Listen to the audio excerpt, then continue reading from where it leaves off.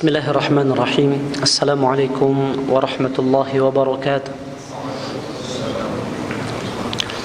Innal hamdalillah nahmaduhu wa nasta'inuhu wa nastaghfiruh wa na'udzu billahi min shururi anfusina wa min sayyiati a'malina. Man yahdihillahu fala mudilla lahu wa man yudlilhu fala hadiya lahu. Ashhadu an la ilaha illallah wahdahu la syarika lahu وأشهد أن محمدًا عبده ورسوله لا نبي بعده يا أيها الذين آمنوا اتقوا الله حق تقاته ولا تموتن إلا وأنتم مسلمون أما بعد فإن خير الحديث كتاب الله وخير الهدى هدى محمد صلى الله عليه وسلم وشر الأمور محدثاتها فإن كل محدثة بدعة وكل بدعة ضلالة وكل ضلالة في النار. إخوة الإيمان أعزني الله تعالى وإياكم ورحمنا جميعا. نسأل الله تعالى أن يرزقنا الإخلاص في القول والعمل والنية وأن يجعلنا ممن يستمعون القول فيتبعون أحسنه. Segala puji bagi Allah Subhanahu wa taala atas setiap kemudahan, kenikmatan dan kebaikan yang hingga saat ini masih Allah perkenankan untuk kita. Satu hal yang harus senantiasa kita ingat, ikhwatal iman rahimanillahu taala wa iyyakum, bahwasannya ilmu atau menapaki jalan ilmu merupakan kenikmatan di antara sekian banyak kenikmatan Allah yang paling besar dan paling utama. Yang jika kita lalai daripada mensyukuri keberadaan kita di atas jalan ilmu hari ini, dikhawatirkan itu akan menjadi sebab terhalanginya kita dari kebaikan-kebaikan ilmu di hari-hari yang akan datang.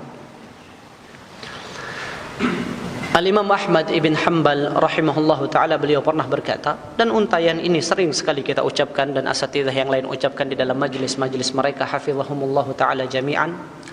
Al-ilmu nafi'u ni'matun la ta'diluha ni'amun liman sahhat niyatuh. Ilmu yang bermanfaat adalah kenikmatan yang tidak mungkin disetarai oleh kenikmatan yang lain bagi orang-orang yang benar niatnya.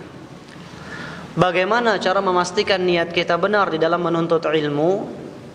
An tanwiya raf'al jahli an nafsika wa an ghairik.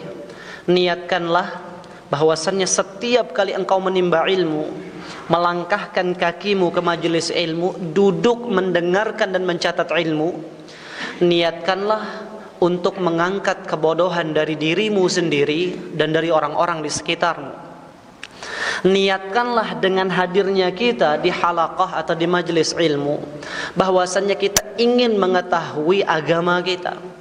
Kita ingin beribadah kepada Allah Subhanahu wa ta'ala di atas petunjuk, bukan atas asas ini adalah tradisi yang kita warisi dari generasi sebelum kita. Bukan pula karena manusia kebanyakan mereka mengamalkan perbuatan tersebut. Tidak. Karena kita mengetahui inilah yang Allah perintahkan dan inilah yang dicontohkan dan disyariatkan oleh baginda Rasulullah sallallahu alaihi wasallam. Oleh karenanya ikhwatal iman rahimanillahu ta'ala wa iyyakum, harus kita hadirkan. Tidak akan mampu seorang hamba untuk mensyukuri sebuah kenikmatan sampai ia mengetahui keberadaan kenikmatan tersebut. Kalau antum tidak menganggap keberadaan antum di majelis ilmu sebagai sebuah kenikmatan, bagaimana mungkin antum akan mensyukuri?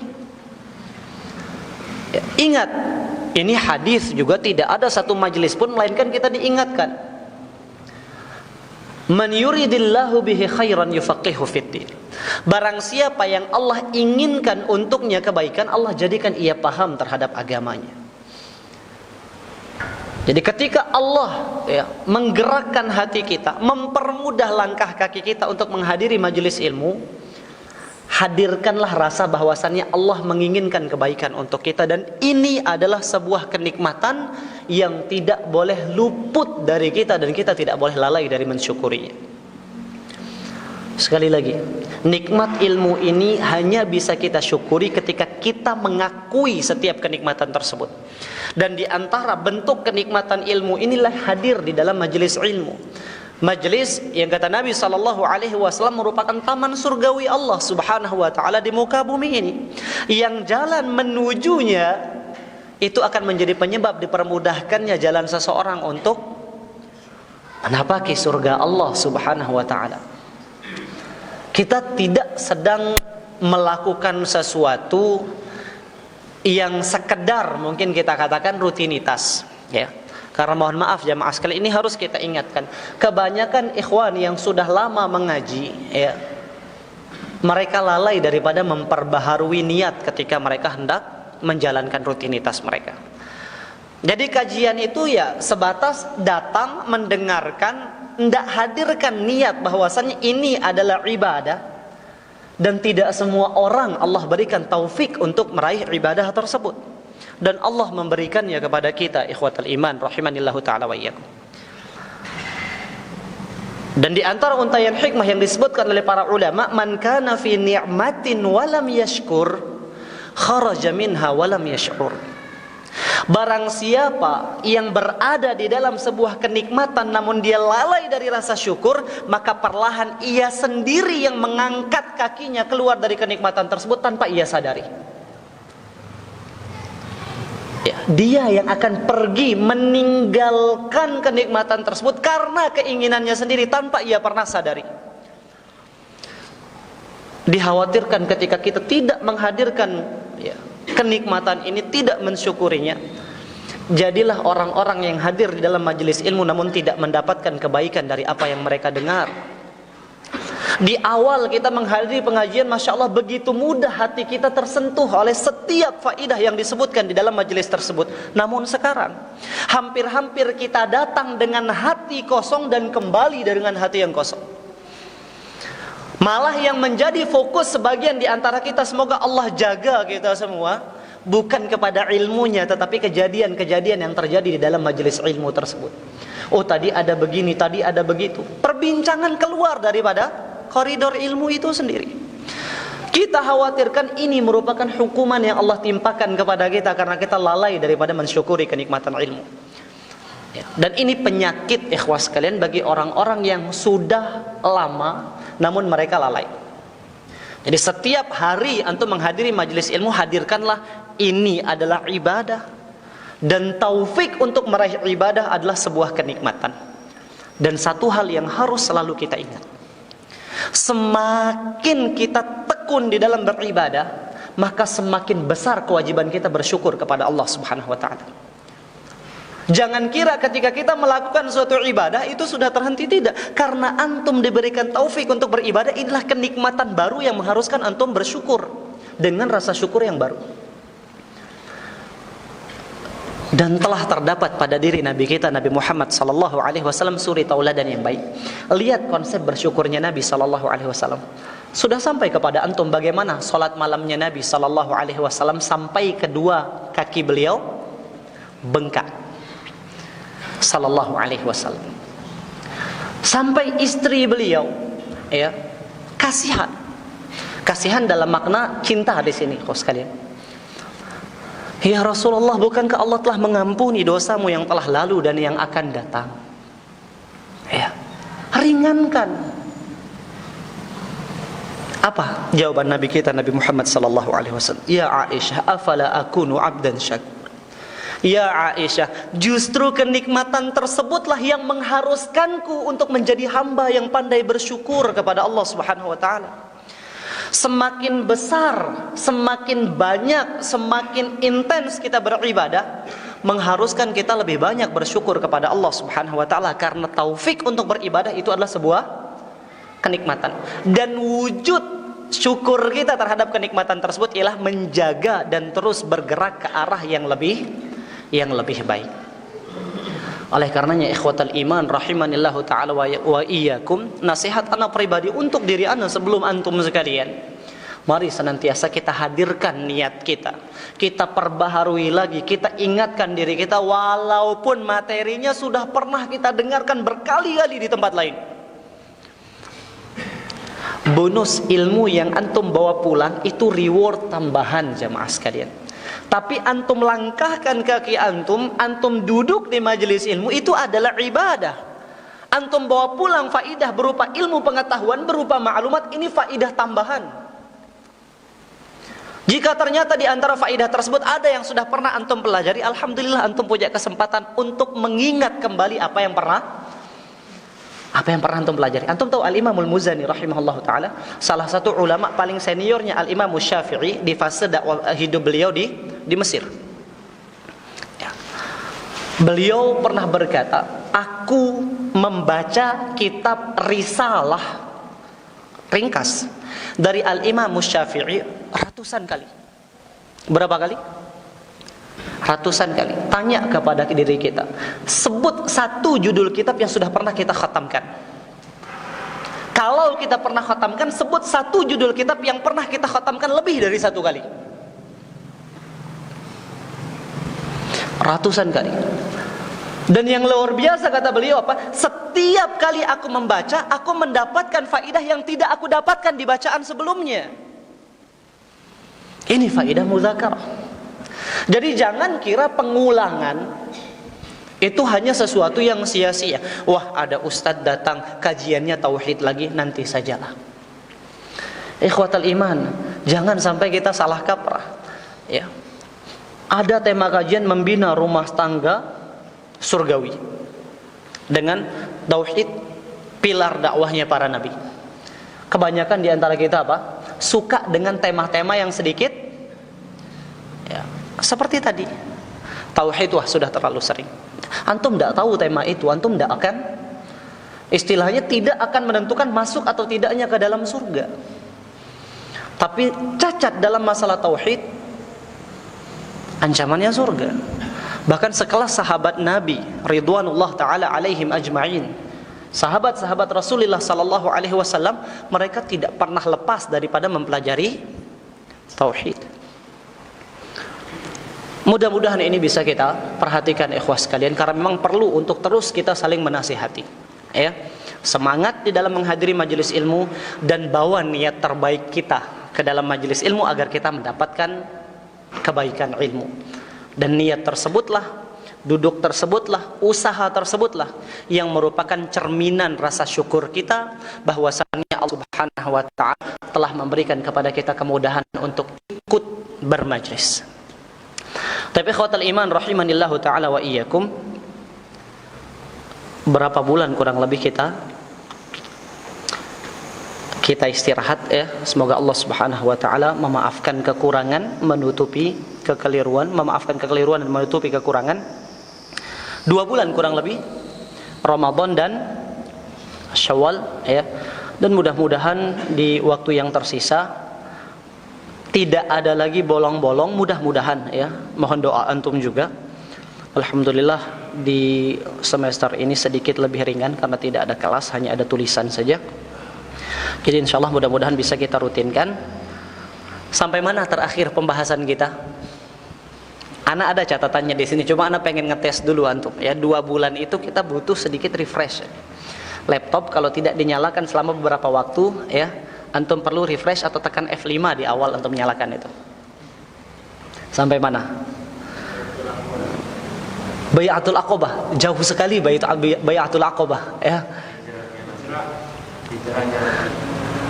Hijrahnya Nabi sallallahu alaihi wasallam. Yang ana salut banyak di antara antum yang senyum ketika melontarkan pertanyaan ya. Senyum adalah ibadah bernilai sedekah namun tidak mewakili jawaban ikhwah sekalian. Ya. Tapi hijrahnya Nabi sallallahu alaihi wasallam, di mananya hijrah Nabi sallallahu alaihi wasallam?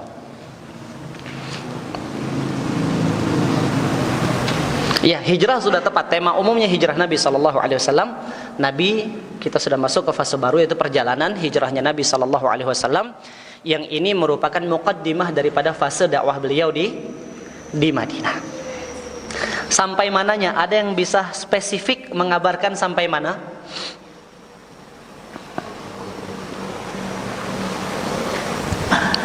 Tafadhol. 2 bulan memang cukup untuk membuat kita lupa. Semoga Allah Subhanahu wa taala memaafkan. Atau lebih tepatnya 2 bulan cukup untuk membuat maklumat itu pergi meninggalkan kita ya. Kalau yang pertemuan minggu lalu kadang-kadang kita tidak ingat, apalagi pertemuan 2 bulan yang lalu dengan kesibukan ya kita masing-masing. Sekali lagi semoga Allah maafkan. Sampai mana?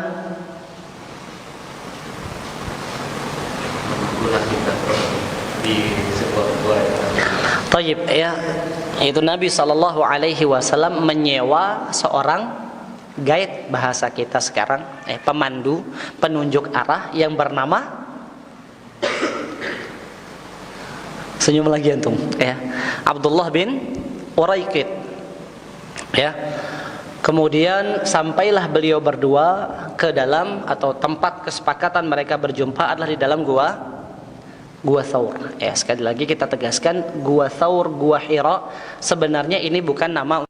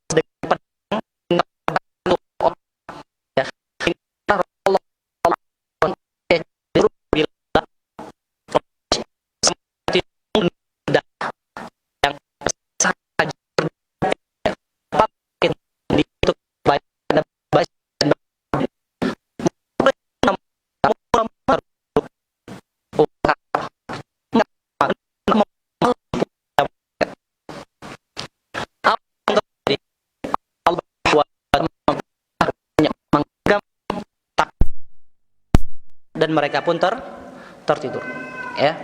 Dan ketika mereka terbangun di pagi hari, mereka mendapati ternyata tanah menutupi ubun-ubun kepala mereka, ya. Ketika mereka tersadar, yang pertama kali mereka lakukan adalah mendobrak pintu rumah Rasulullah sallallahu alaihi wasallam, dan mereka mendapati seseorang yang terbaring di tempat tidur Nabi sallallahu alaihi wasallam, dan ternyata orang tersebut adalah Ali bin Abi Thalib radhiyallahu taala, yang pada saat itu apa hubungan nasab Nabi dengan Ali? Sepupunya, yang kemudian menjadi menantu, ya. Ingat, 4 khulafaur rasyidin memiliki hubungan sihir dengan Nabi sallallahu alaihi wasallam. Abu Bakar dan Umar radhiyallahu taala anhuma adalah mertua Nabi sallallahu alaihi wasallam, sementara Utsman dan Ali adalah menantu Rasulullah sallallahu alaihi wasallam. Baik. Kemudian ketika, ya, kaum Quraisy menyadari, ya, hilangnya Rasulullah sallallahu alaihi wasallam dari kota Mekah tanpa jejak, mereka pun meletakkan sayembara, ya, meletakkan, menjanjikan hadiah besar bagi siapapun yang berhasil menemukan Rasulullah sallallahu alaihi wasallam dalam keadaan hidup maupun dalam keadaan mati. Apa hadiahnya? 100 ekor unta. Ya. Orang Quraisy rela berperang untuk mendapatkan 1 ekor unta, jamaah sekalian. Karena memang harta yang paling berharga, yang menjadi tolak ukur kekayaan mereka di saat itu adalah unta. Oleh karenanya, di sini kita benar-benar memahami makna sabda Nabi sallallahu alaihi wasallam, la an yahdiyallahu bika rajulan khairun laka min humrin na'am. Bahwasannya Allah memberikan hidayah kepada 1 orang melalui perantaramu, itu lebih baik untukmu daripada seekor unta merah. Itu harta paling berharga yang dimiliki oleh manusia pada saat itu. Artinya, kalau kita mau bawa ke dalam dunia kita sekarang ini, terlebih lagi di tempat kita yang memang unta bukanlah hewan yang familiar, lebih baik daripada apa yang paling berharga untuk antum sekarang? Lamborghini. Ya, kalau di sini ya Pajero lah. Ya, lebih berharga. Hidayah 1 orang melalui perantara kita. Ya. Antum ajak teman antum, ya, antum bujuk-bujuk akhirnya mau ikut kajian. Sekali duduk pas dia dapat kliknya menjadikan dia tertarik menjadi jamaah tetap. Nah, ini sudah satu keutamaan antum dapatkan. Dia amalkan semua kebaikan tersebut, antum tetap dapat jatah pahalanya, ya. Maka jangan pernah antum ragukan jumlah pahala Nabi sallallahu alaihi wasallam, sehingga beliau tidak perlu ya kiriman Al-Fatihah dari umatnya. Karena memang tidak pernah disyariatkan. Abu Bakar radhiyallahu taala anhu yang dikafirkan oleh Syiah la'natullah alaihim. Ya. Berapa orang? 6 orang daripada Asyarah al-Mubasysyirina bil Jannah. 10 sahabat yang Nabi sallallahu alaihi wasallam kabarkan bahwasannya mereka mendapatkan kabar gembira dari Allah, ya, untuk masuk surga. Utsman bin Affan, Az-Zubair bin Awam, Talhah bin Ubaidillah, Abdurrahman bin Auf, Sa'ad bin Abi Waqqas, Abu Ubaidah ibn Al-Jarrah. 6 orang dari yang dijanjikan surga, sahabat termasuk as-sabiqunal awwaluna ilal Islam, yang paling kokoh, ya, berdiri di atas agama Islam, dan yang paling baik Islamnya di antara para sahabat, masuk Islam melalui perantara Abu Bakar radhiyallahu taala anhum ajma'in. Maka antum bayangkan, ya, betapa besar keutamaan dan pahala yang beliau dapatkan. Maka ini giat, ya, kita giat. Makanya kalau ada di grup misalnya sebuah pengumuman kajian, jangan pelit untuk tempel bahasanya, ya, karena paste itu tempel kurang lebih, ya. Antum kirimkan ke grup yang lain, atau antum share, antum jadikan status antum, ya. Bisa jadi ada satu orang yang melihat karena status antum di WhatsApp, di Facebook, ya. Kemudian dia hadir ke majelis ilmu, dia ngambil faidah padahal antumnya tidur, ya.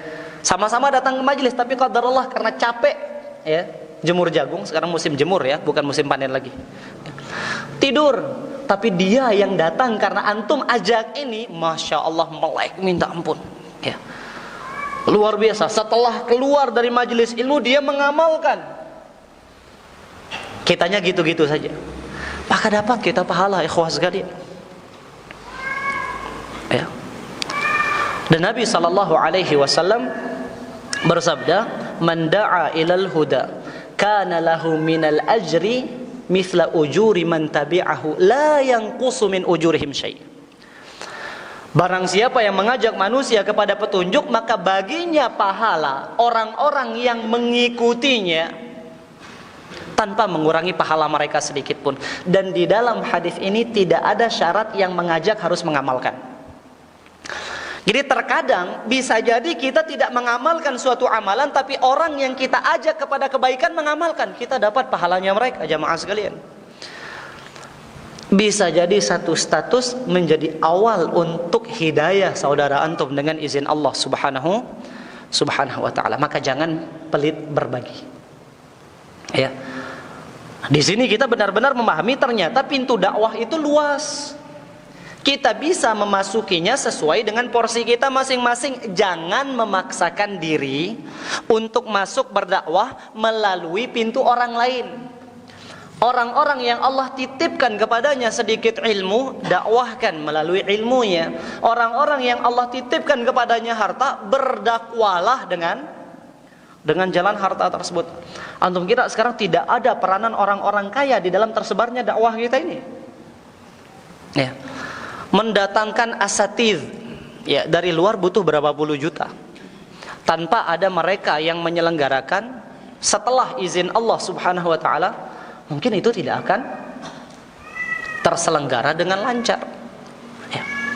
Dari zaman dahulu, zamannya Rasulullah sallallahu alaihi wasallam, orang-orang yang berharta, yang menginfakkan hartanya di jalan Allah selalu, ya, itu menjadi keunggulan tersendiri. Dzahaba ahlud dutsuri bil ujur. Mayoritas para sahabat yang notabene mereka adalah orang-orang miskin datang mengeluh, curhat kepada Rasulullah sallallahu alaihi wasallam. Orang-orang yang kaya telah pergi memboyong pahala yang banyak. Yusalluna kama nusalli wa yasumuna kama nasum wa yatasaddaquna fi fuduli amwalihim. Salat sama kita salat, puasa sama kita puasa, namun mereka punya ibadah yang kita tidak punya, wahai Rasulullah. Apa itu? Mereka bersedekah dengan kelebihan harta yang Allah Subhanahu wa taala berikan kepada mereka. Maka Nabi sallallahu alaihi wasallam mengajarkan pintu-pintu sedekah non materi kepada sahabat tersebut. Didengar oleh sahabat-sahabat yang memiliki harta, diamalkan juga. Datang mereka, ya Rasulullah, yang kaya juga mengamalkan sedekah tanpa materi tersebut. Apa kata Nabi sallallahu alaihi wasallam? Dzalika fadlullahi yu'tihi may yasha. Itulah keutamaan Allah yang Allah berikan kepada siapa yang Allah kehendaki. Bahkan Nabi sallallahu alaihi wasallam bersabda, la hasada illa fitnatain. Tidak boleh hasad, namun hasad di sini sebagaimana penjelasan para ulama yang dimaksudkan adalah ghibthah. Menginginkan kenikmatan tanpa mengharapkan hilang dari pemilik, itu bedanya. Kalau orang hasad, dia berharap nikmat itu ada pada dirinya dan hilang dari orang yang dia hasadi. Ya, yang dimaksud dengan hasad di dalam hadis ini adalah ghibthah, ingin jadi seperti orang itu tanpa berharap merubah atau hilangnya kenikmatan dari orang lain. Tidak boleh kecuali pada dua perkara. Siapa mereka? Orang yang Allah berikan ilmu dan dia mengamalkan ilmunya di siang dan malam hari, dan orang yang diberikan harta dan dia menginfakkan hartanya di jalan-jalan yang Allah ridhai. Antum punya ilmu teknologi IT, antum dakwah lewat situ. Masya Allah, ya, salah satu faktor terbesar persebaran dakwah sekarang ya pada yang seperti ini. Ya, kajian asatidzah direkam, kemudian disebarluaskan, Masya Allah. Walaupun kita katakan selalu ada sisi positif dan ada resiko yang memang harus kita siap-siap untuk mengatasinya.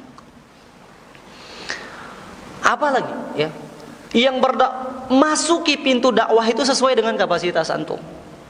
Ya, sesuai dengan kemampuan dan keahlian yang Allah berikan kepada antum, ikhwas sekalian. Ini makna balighu anni walau ayah, sampaikan dariku walaupun satu ayat. Tulisan antum sampaikan setelah antum pelajari, setelah antum berusaha resapi, amalkan, antum bagikan.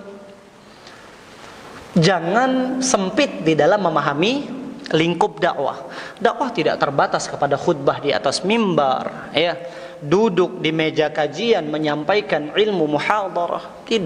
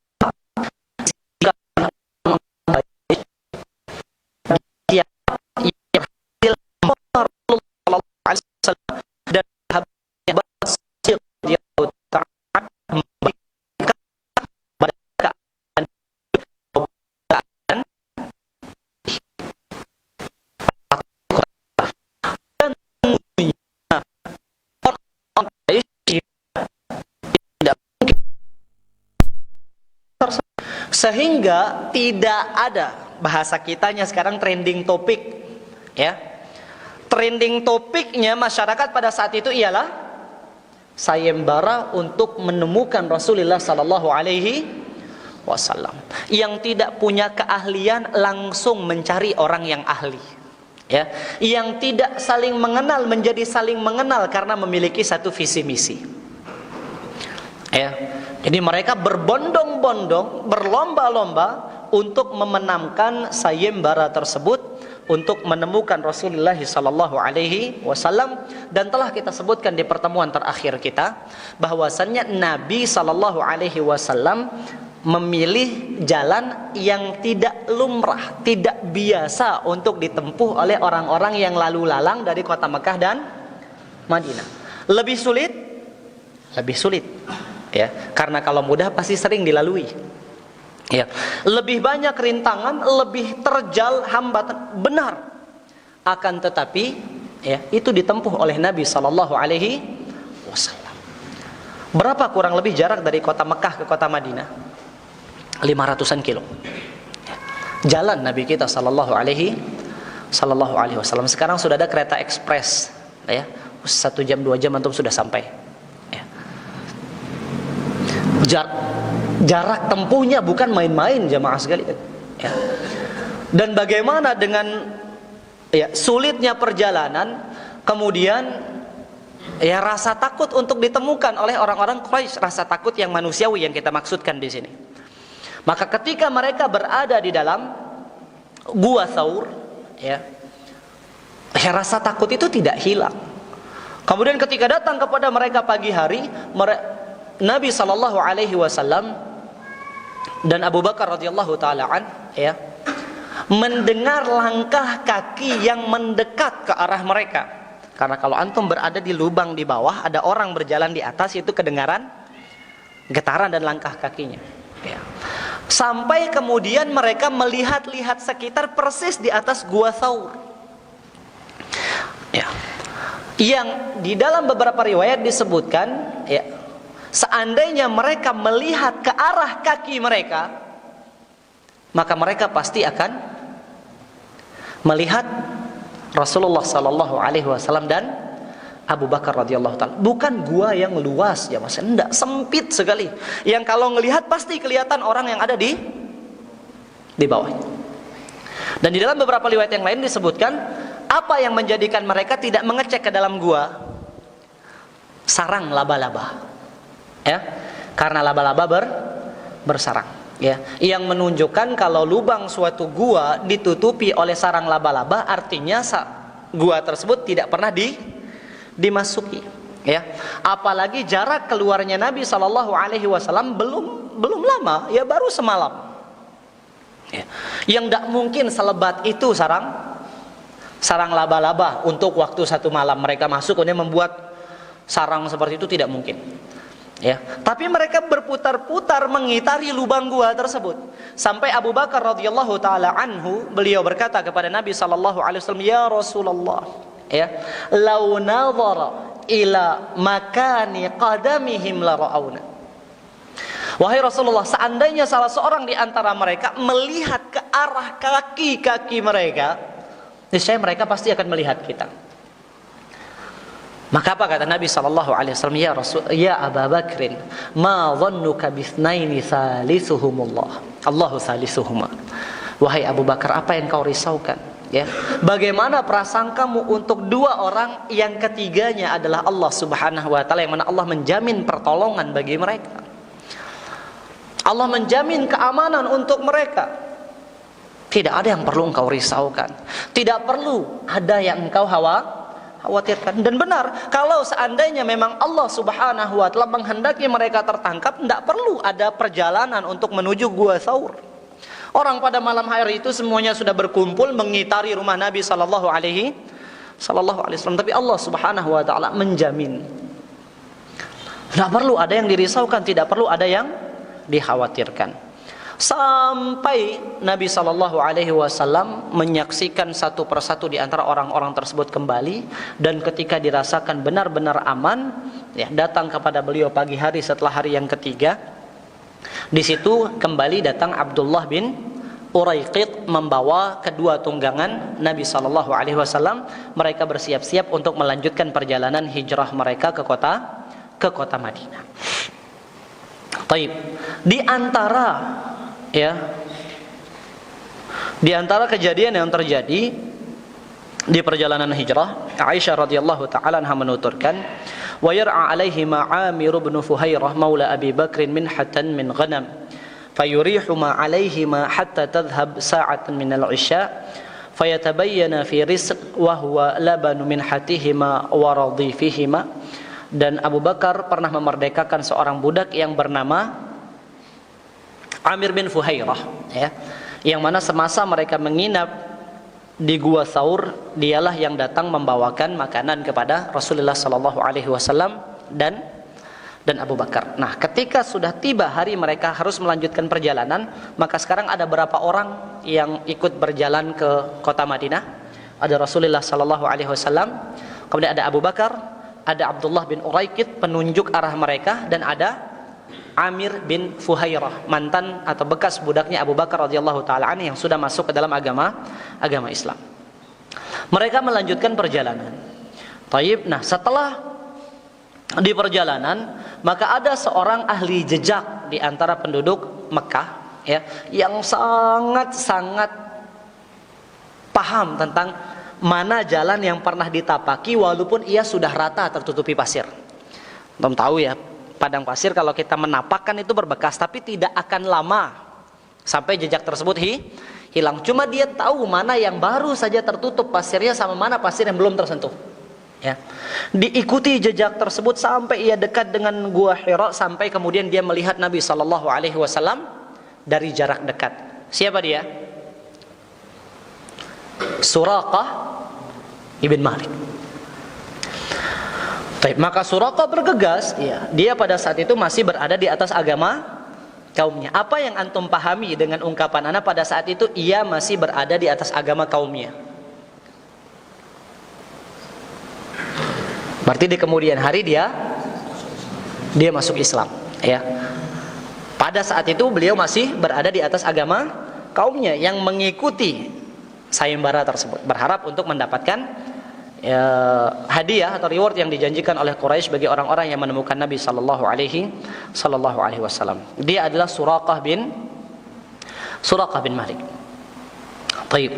Kemudian, ya, ketika aku mendekat, kata Suraqah radhiyallahu taala ya, aku mengetahui dengan pasti bahwasannya itu adalah Muhammad dan Abu Bakar radhiyallahu taala anhuma.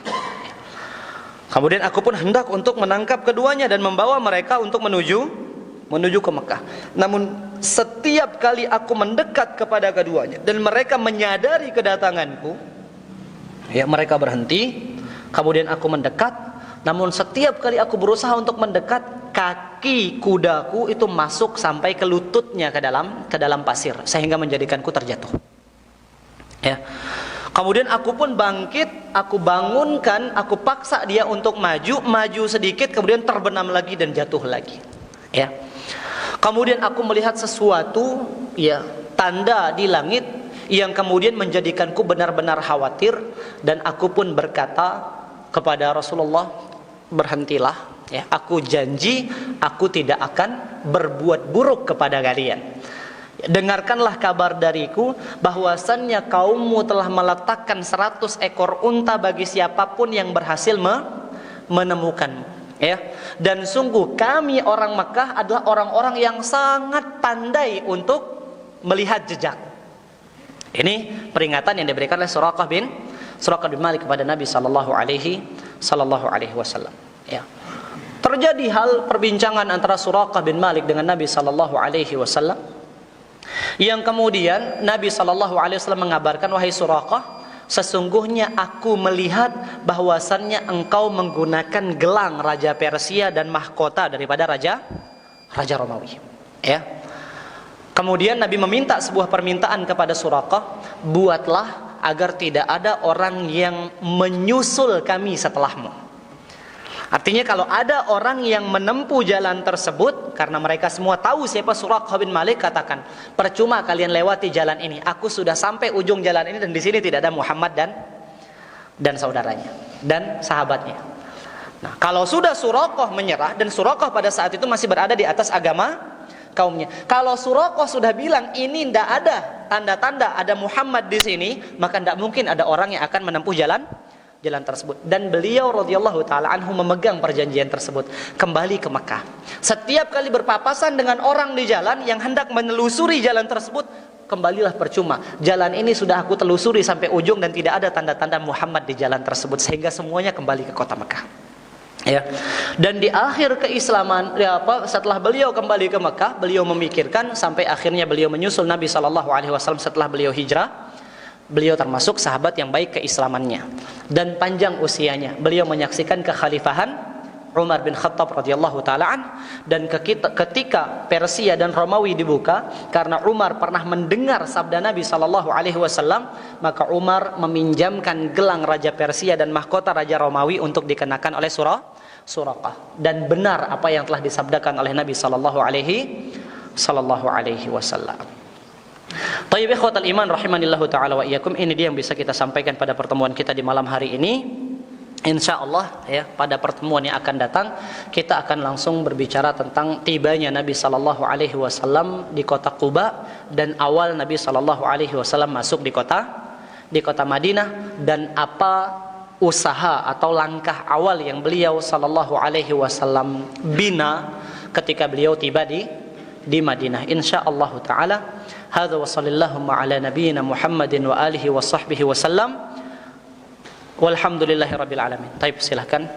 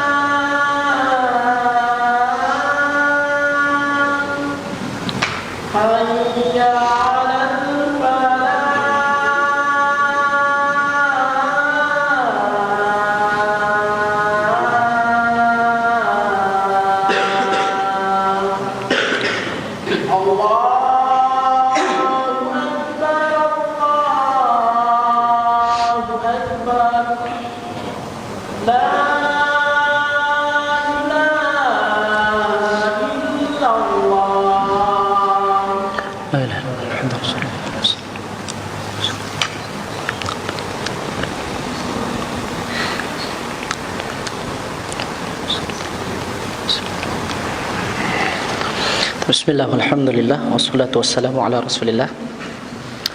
Tapi khotal iman rahimanillahu ta'ala wa iyyakum. Di penghujung pertemuan kita pada malam hari ini ada beberapa wasiat umum yang ingin kita sebutkan. Yang pertama, kini kita berada di malam kedua daripada bulan Zulqa'dah, di mana bulan Zulqa'dah termasuk apa keistimewaannya? 1 dari 4 bulan haram. Ya, ada 4 bulan haram, 3 berurutan kata Nabi SAW dan 1 terpisah. Yang berurutan adalah Dzulqa'dah, Dzulhijjah dan Muharram, dan yang terpisah adalah Rajab. Ya, di mana amal ibadah seseorang pahalanya Allah Subhanahu wa taala lipat gandakan secara jumlah dan secara kualitas. Demikian pula dengan perbuatan buruk secara kualitas, besar dosanya Allah Subhanahu wa taala lipat gandakan, walaupun 1 dosa tetap bernilai 1. Maka kita lebih bersungguh-sungguh lagi, terutama memang semakin jauh kita dari Ramadan itu sepertinya aroma Ramadan itu semakin hilang, dan kebanyakan di antara kita mulai futur ya. Jadi jangan sampai kita menjadi hamba Ramadan yang hanya mengenal Allah Subhanahu wa taala hanya di bulan suci Ramadan saja. Bahkan kita bawa nuansa Ramadan tersebut, kita jadikan lentera untuk menerangi langkah-langkah kita setelah bulan suci Ramadan. Dan jangan pernah lupa, di antara tradisi para salaf sebagaimana disebutkan oleh ulama tabi'ut tabi'in Ma'la bin Fadl, kanu yas'aluna Allah Ta'ala sittata ashhurin an yuballighahum Ramadan wa sittata ashhurin an yataqabbala minhum. 6 bulan sebelum Ramadan mereka meminta perjumpaan kepada Allah Subhanahu wa taala agar Allah pertemukan dengan bulan suci Ramadan, dan Ramadan beserta 5 bulan setelahnya yaitu 6 bulan mereka memohon kepada Allah agar apa yang mereka lakukan di dalam bulan suci Ramadan Allah Subhanahu wa taala terima, ya. Dan satu tanda kalau kita ingin melihat atau indikasi, bukan ilmu yakin, bukan kepastian atau keniscayaan, indikasi amalan seseorang di bulan Ramadan Allah Subhanahu wa taala terima adalah ketakwaannya setelah Ramadan. Karena Allah Ta'ala berfirman, innama yataqabbalullahu minal muttaqin. Allah hanya akan menerima dari orang-orang yang bertakwa. Dan amalan salih memiliki jejak jika amalan itu diterima, yaitu dimudahkannya seseorang untuk mendatangi amalan salih yang lain. Dan di antara para ulama ada yang menyebutkan kadar minimal, ya mudah-mudahan Allah terima amal ibadah kita, ialah berpuasa 6 hari di bulan Syawal katanya. Sudah tuntas antum ya? Kalau ada yang belum tuntas, ada pendapat para ulama yang memang layak untuk dipertimbangkan dan kuat, ya, bahwasannya penyebutan bulan Syawal bukan dalam rangka pembatasan, ya, akan tetapi dalam rangka mempermudah, karena ketika bulan Syawal hawa puasa itu masih ada, dan ini pendapat yang dikuatkan oleh ulama di dalam mazhab Maliki, ya. Bahkan Ibnu Abdul Bar, salah satu ulama Malikiyah, ya, sangat-sangat menguatkan pendapat ini.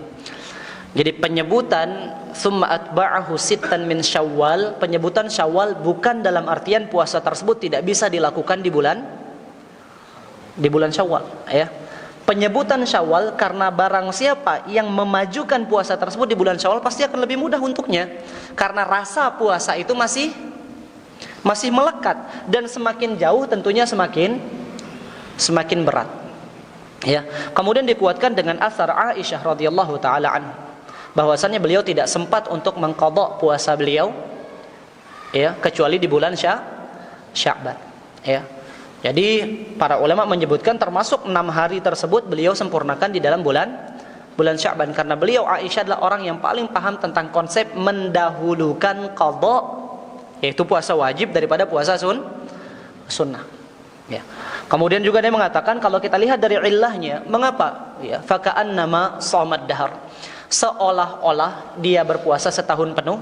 Illah yang disebutkan oleh para ulama, li'annal hasanata bi asyri amsalha, karena kebaikan Allah lipat gandakan dengan 10 kebaikan. 30 hari Ramadan sama dengan 300 hari, ya kan? 6 hari tambah 60, 360 sama dengan 1 tahun. Dan keutamaan itu pun didapatkan kalau kita berpuasa di hari-hari yang lain. Nah, ini wajah yang atau sisi pendalilan ulama Malikiyah ketika menyebutkan bahwasannya tidak dibatasi di bulan Syawal, ya, akan tetapi dalam rangka mempermudah di bulan Syawal. Tapi khurujan minal khilaf, paling amannya jamaah sekalian, ya, paling amannya kita puasa di bulan Syawal, ya. Karena kalau sudah kita bisa laksanakan di bulan Syawal, ya, kita katakan itu sudah tuntas, ya. Insyaallah kita dapatkan keutamaannya. Namun bagi yang belum, silakan antum pelajari, dan pendapat ini wallahu ta'ala siapa di antara asatidzah kita di Indonesia ini yang banyak di antara kita merujuk kepada fatwa-fatwanya yang mengambil pendapat ini. Namun pendapat inilah pendapat yang kalau kita lihat dari sisi dalil dan pendalilannya, itu pendapat yang sangat layak untuk dipertimbangkan. Kalau antum bertanya kepada ana pendapat fikih ana memilih berpuasa di bulan Syawal, ya, karena memang itu selamat daripada perselisihan pendapat. Tapi kalau besok antum menemui saudara antum yang ternyata, ya, dengan keyakinan tersebut, ya, beliau memilih untuk berpuasa tidak sempat di bulan Syawal, kemudian ingin menunaikannya di bulan yang lain, ana sudah jelaskan ini sisi pendalilan yang mereka pegang. Kalaupun antum tidak bisa mendapatkan hal tersebut, maka antum perbanyak puasa-puasa yang lain, ya, minimal sebagaimana yang diwasiatkan oleh Nabi sallallahu alaihi wasallam kepada siapa? Kepada Abu Hurairah radhiyallahu taala anhu. Abu Hurairah berkata, "Ausani khalili bi salaf." Ada 3 wasiat kekasihku kepadaku, ya. Siapa yang dimaksudkan? Rasulullah sallallahu alaihi wasallam. 2 rakaat salat duha, ya. Kemudian salat witir dan puasa 3 hari di setiap bulan. Ini minimal sudah. Antum bisa sempurnakan dengan Senin Kemis, alhamdulillah. Bisa dengan Daud juga, alhamdulillah. Puasanya Nabi Daud alaihi salam sehari berpuasa, sehari tidak berpuasa. Puasa di musim-musim kebaikan, misalnya di hari Arafah, Tasu'a, Asyura, ya itu silahkan. Ya. Tapi kita perbanyak ketaatan terutama di musim seperti sekarang ini. Satu di antara 4 bulan haram. Semoga Allah memberikan kepada kita taufik untuk senantiasa mengamalkan amalan-amalan yang Allah Subhanahu wa taala ridhai di atas ilmu dan petunjuk, dan menjaga kita dari amalan-amalan yang mampu mendatangkan kemurkaan Allah Subhanahu wa taala di atas ilmu dan petunjuk. Demikian ikhwatal iman rahimanillahu taala wa iyyakum. Wassallallahu ala nabiyyina Muhammadin wa alihi wa sahbihi wasallam. Wassallallahu ala nabiyyina Muhammadin. Subhanakallahumma wa bihamdika asyhadu an la ilaha illa anta astaghfiruka wa atubu ilaik. Wassalamualaikum warahmatullahi wabarakatuh.